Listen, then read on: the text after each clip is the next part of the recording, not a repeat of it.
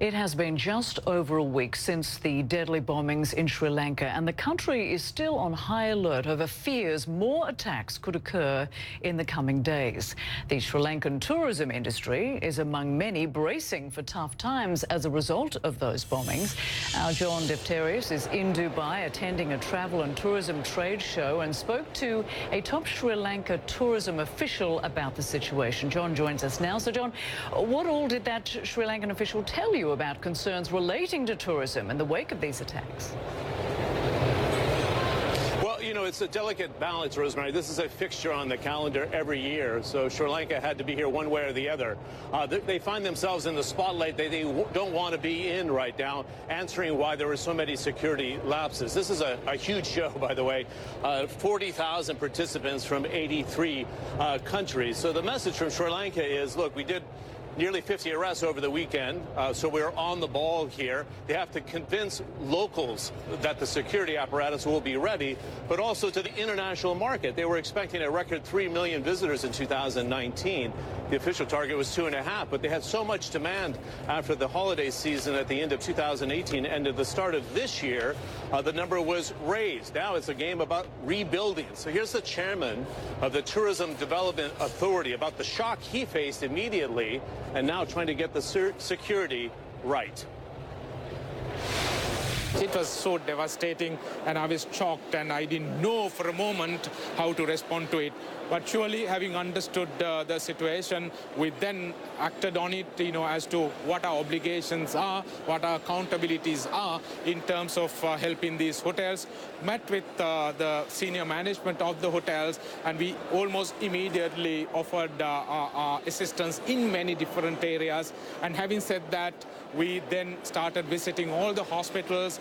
We personally visited, you know, all the injured people, and we talked to them and made sure that they were comfortable and they were receiving the right treatments, you know, at these government and private hospitals. You know, your international destination has been put on the map by leading publications, and you fought a civil war that lasted 30 years. In your wildest mind, did you ever think your sector would be under such severe attack from an incident like this? To be very honest, no. Not at all. I mean, things were very, very peaceful. The perception was that Sri Lanka was the safest country in the world. That's the kind of perception we had. So probably, you know, that's where our country went wrong. Mind you, having said that, you know, we battled with the most ruthless terrorist organization in the world for 30 long years. And Sri Lanka had the military power to be able to deal with it effectively. So our military has the capability, they have the knowledge, they have the experience to be able to control this element. Of course, the difference is that, you know, this is global terrorism and that was local terrorism. Local terrorism was bad enough. But with that experience, I'm more than confident that, you know, they will control the situation sooner than later. Final point, never let your guard down. Just the message to the security people, even the government, that just didn't take the threats with a sense of urgency. Is that the #1 lesson you've learned out of this? It is. You said it clearly. You know, you can't take things for granted. Safest country today can be the most vulnerable country tomorrow. This is global terrorism, and we were the target this time. It can be some other country, you know, someday. Surely, we need to stand together and fight against global terrorism. Keisha Gomez, once again, the chairman of the Tourism Development Authority, Rosemary. He was a 100-meter high hurdle champion in Sri Lanka. This is a very steep hurdle for the country. He admits it right now. He said now that occupancy rates are just at 25% in Colombo, about half the rate they should be. And in the hill stations and the tea plantation resorts, only about 33%. So it's been a shock, not as bad as many are reporting from the capital of Colombo right now.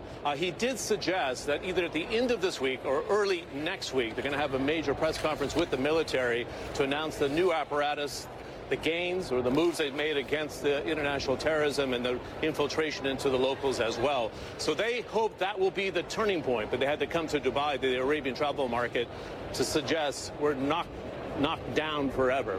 We can get back up. Yeah, indeed. John Defterios joining us there from Dubai. Many thanks.